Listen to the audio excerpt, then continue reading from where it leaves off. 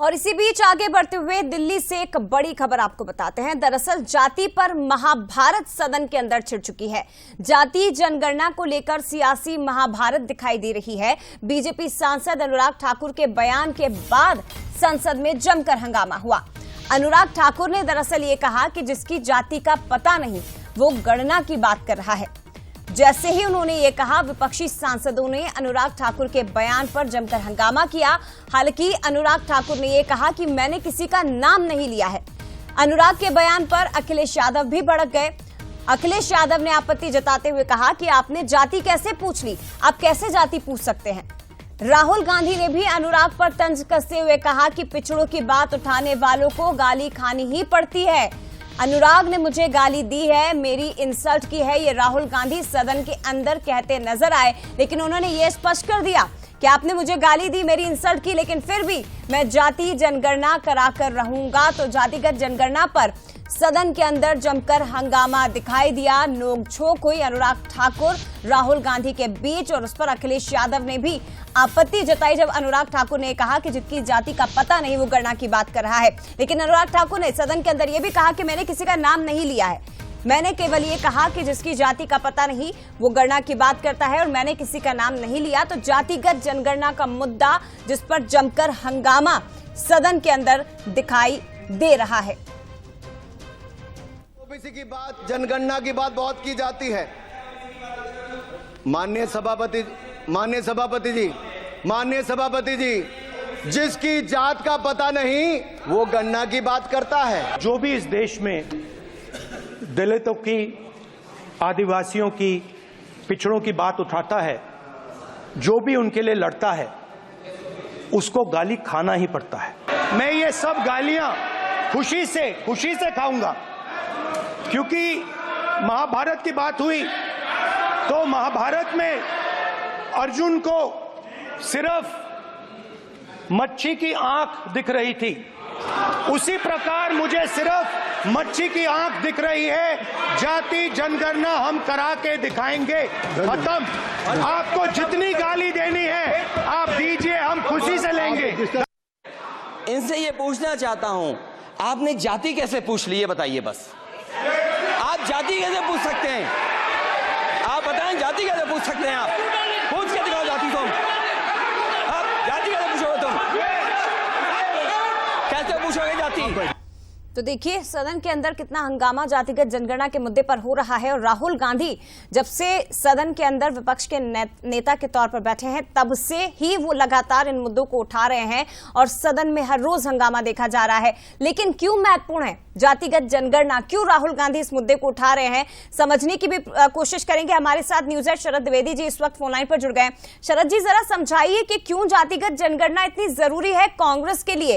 राहुल गांधी पिछले 8 दिनों से हम देख रहे हैं लगातार जातिगत जनगणना के मुद्दे को जोर शोर से सदन के अंदर उठाते हैं और ये कहते हैं कि ये तो हम करा कर रहेंगे। जबकि सवाल फिर ये भी उठना चाहिए कि जिन जिन राज्यों में आपकी सरकारें हैं, चाहे तेलंगाना, कर्नाटक या हिमाचल प्रदेश, यहां पर जातिगत जनगणना क्यों नहीं हो रही है, और अगर हुई है तो फिर इस रिपोर्ट को सार्वजनिक क्यों नहीं किया जा रहा है?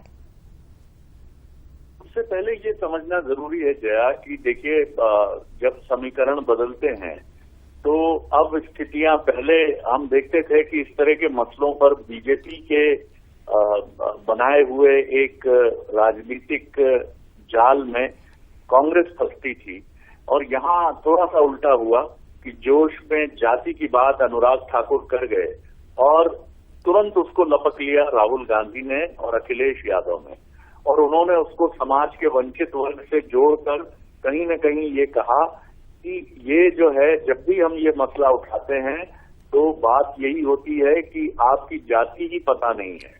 तो देखिए, सबसे पहली बात तो ये है कि अब बीजेपी को बहुत सावधान रखना है कि संविधान और जाति के मुद्दों पर वो अपोजिशन को, यानी इंडिया गठबंधन को, राहुल गांधी को, अखिलेश को कोई ऐसा मसला ना दे जिस पर उन्हें कहीं अटैक करने का मौका मिले। और बीजेपी के रणनीतिकार इस समय सोच रहे होंगे कि ये चूक हो गई एक दिन पहले सदन में, जब अनुराग ठाकुर जो तीखे हमले राहुल गांधी पर कर रहे थे, और उन्हीं तीखे हमलों पर जोश में वो ये बात कह गए कि जिनकी, हालांकि उन्होंने राहुल गांधी का या किसी का नाम नहीं लिया, लेकिन अपने आप में ये टिप्पणी ही बहुत बड़ी टिप्पणी है कि जिनको अपनी जाति का नहीं पता वो जातिगत मतगणना की बात कर रहे हैं। अब दूसरे मसले पर हम आते हैं जो आप जानना चाहती है।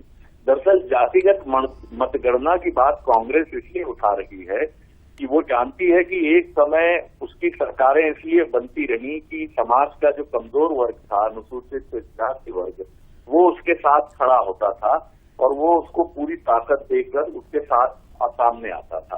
तो कांग्रेस की पुरानी कोशिश है कि वो अनुसूचित जाति और अनुसूचित जनजाति में अपनी इस पैठ को मजबूत करे और जातिगत जनगणना के आंकड़े ये स्पष्ट करेंगे कि देश में इनकी संख्या कितनी है, तो उसके हिसाब से आरक्षण का जो वर्तमान ढांचा है हमारे देश में, उसमें भी परिवर्तन संभावित हो सकता है।